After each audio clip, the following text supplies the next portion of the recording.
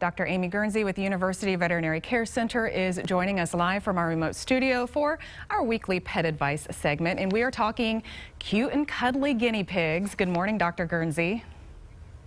Good morning. How are you? I'm doing well. It's great to see you again. Now, I've had cats, I've had dogs, gerbils, rabbits, but I have never had a guinea pig. Do they make good pets? Oh, you're missing out. Yeah, they do. They're typically very social.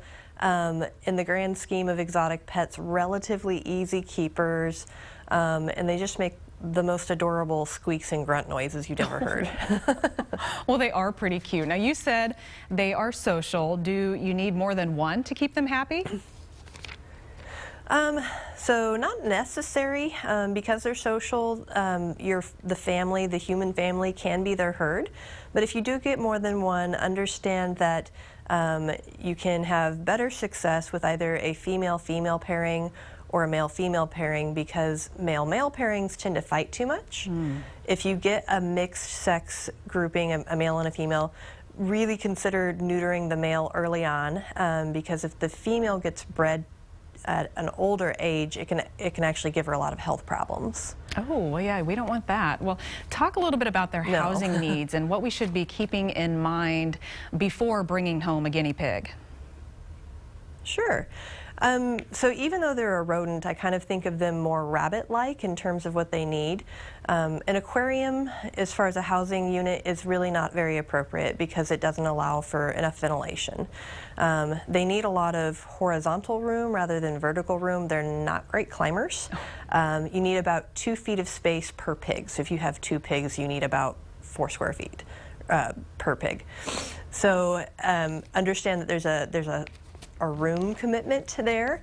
If they're going to be housed in a cage, like I said, I prefer wire to allow for ventilation, but you want a nice solid bottom to whatever enclosure they have, because they've got really soft, pretty delicate feet, and if they're on a wire cage bottom, that can be traumatizing to their feet.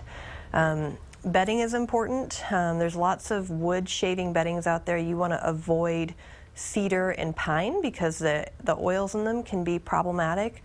Aspen's okay. I tend to prefer the Carefresh bedding or really just even fleece blankets as options for them to root around in.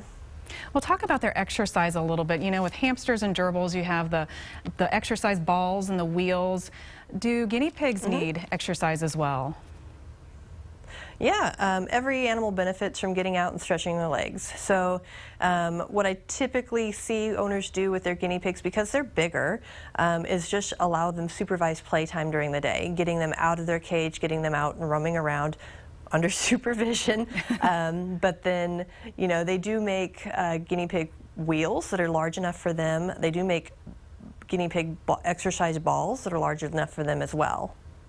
Well, we were just seeing some photos of guinea pigs, and they are awfully cute. I think I'm sold. Yeah.